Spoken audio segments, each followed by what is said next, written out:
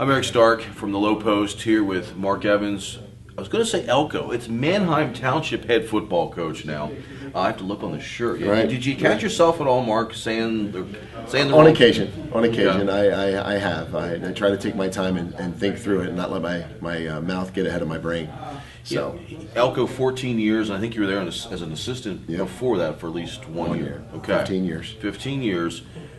First of all, what was appealing about taking the Manheim Township job? There's some obvious reasons. It's a bigger school, but can you talk about some of the other intangibles and what made the Blue Streaks an appealing spot for you? Well, I think the community, the support, the numbers. The numbers are the biggest thing. I was not. I didn't leave unhappy. I didn't leave as a disgruntled employee at Elko. I have a fond spot in my heart for Elko. I really do, and I want those kids to do well, and I want that program to continue to grow. 1/3 of my life was there. Right.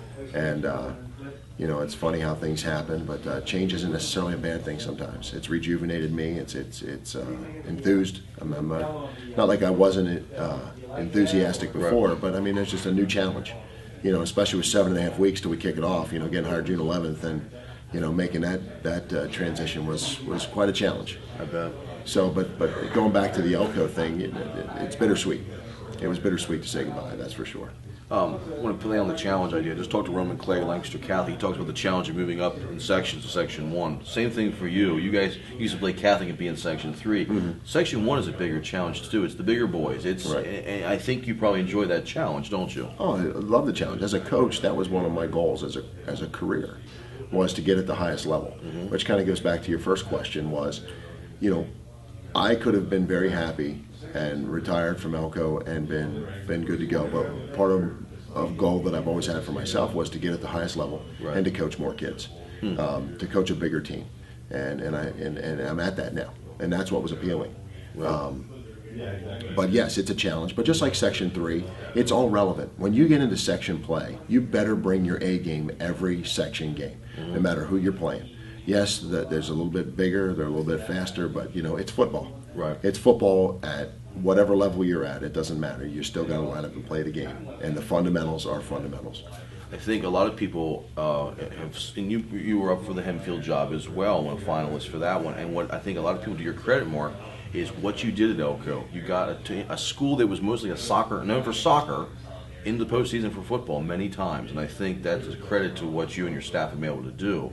So I think you have this great credibility as you take this job here because of what you did at a smaller school. Do you look at that at times as well? Well, I like to think my legacy is intact at Elko. Yeah. I like to think that, but it's also about all the young men that I got a chance to coach. You know, it was like I said, bittersweet, but it was also really neat to get hundreds of emails and texts and some phone calls from past players and people that I've been involved with, and just wishing me well, and that they're sad to see me go, and I was sad to go too. I mean, my kids, all three of my children, we're all in at Township. We're all in. Everybody's going. You know, the kids are going to start school there in the fall, and you know, all three of them made the jump, and my wife as well. So you made the move from Myerstown. Yeah, we're making the move. We're making the move. So it is. Like I said, I hope my legacy is intact there. I hope I built the program, at least gave it respectability, and hopefully the next guy can take it the next step farther, which is what I hope to do at Township. I hope to build on what Mike did. Yeah, you're building on something else did. I think the next guy's got some pressure on with Elko because you put him on the map there. That's a good thing. Talk about the players you have now. You haven't had a whole lot of time to really get acquainted with your Manheim Township players. You took the job June 11th. Right. What do you know about your team? The practices have only been going on since, Monday now, as we're taping this? Well, the big thing I know is that they're the same type of character kids that I had at Elko, which was good. Mm-hmm. I've worked hard the last 7.5 weeks to build relationships with them, and I think you have to do that. And I think that's the one thing that is the toughest part for me was leaving Elko, was the relationship that I had built with so many awesome kids. Mm-hmm. Awesome. And I see the same type of caliber kid here, awesome kids. Right. You know, the support is there, not just from the township community, but the school district as well. I've had nothing but open arms. We've been to team camp. You know, in 7.5 weeks, we got a great staff together. We got to team camp. We squeezed in some 7-on-7s here, there, and everywhere. And, you know, the lifting part with Powertrain, you know, Steve Saunders has been doing a great job of helping us. That's something he took off my plate for me. You know, it's been a lot of fun. So, and I really feel like as soon as we're getting to know each other still.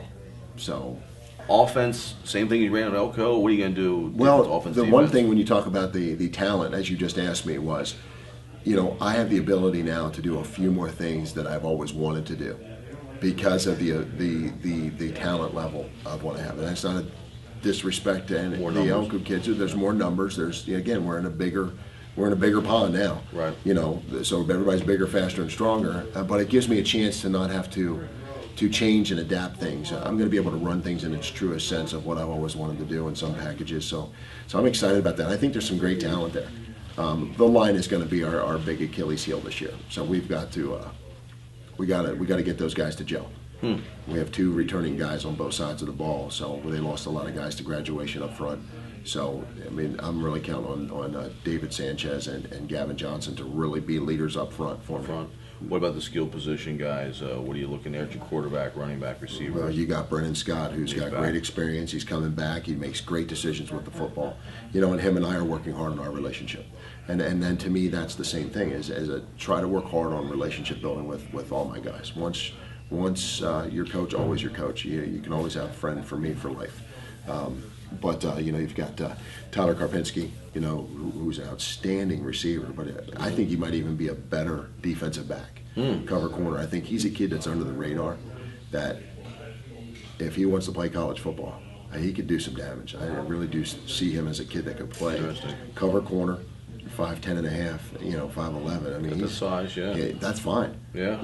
But bulk him up a little bit, I think he's outstanding, and you're bringing back Ray Cole Martinez in the backfield. He had some carries early last year. And then we have some top newcomers, which is, again, you talk about what was appealing was, here I actually can put the actual model that I've always wanted was your sophomores are your role players on JV. And we're going to have a couple sophomores step into the mix early. Sure. But primarily they're your role players. Your juniors are your JV starters and your role players on varsity, and then your seniors are your primetime guys. And then there's kids that have been waiting their turn, and that's exciting. They've waited their turn. Some of the kids that are only getting a chance to start now would have started for 4 years for me. That's how talented they are. So they had to wait their turn, and I'm grateful for that. So I'm anxious to see what they can do. Interesting. Last question. You took a leap of faith to take this job. Tell me about the leap of faith you took when you jumped out of an airplane June 14th. 3 days after you get the job at Township, it's official, June 11th. June 14th, I understand, you jumped out of an airplane. Can you give me a brief rundown of this? Jumping with the Golden Knights was something I always wanted to do. And I got the opportunity to do that at Fort Knox, Kentucky. And to me, it was a calculated risk. You're jumping with a guy that has 30, the tandem jump that the soldier that I jumped with was 3,100 jumps. So I felt like I was in pretty good hands. Yeah. And then they explain to you the fail-safes on the chutes. They have, not only do they have a regular main chute, but they have a reserve chute, and they have a third chute that will open up if you reach a certain level. So to me, there's a lot of safety involved in that. Right. And you see guys like Carl Malone, who's a pretty big guy. So that poor guy had to carry my big butt out of the plane. So it was great. And I had to tell the people that I was leaving after I'm taking the job, but I'm going to be going to jump out of an airplane in 3 days, so it was a great experience. A lot of calculated, like you said, a lot of calculated risks involved with jumping out of an airplane. A lot of calculated risks on a football field. Hopefully all of yours go well this year. Thanks, Good luck, Eric. Mark. Thanks, guys. Thank you. Appreciate it.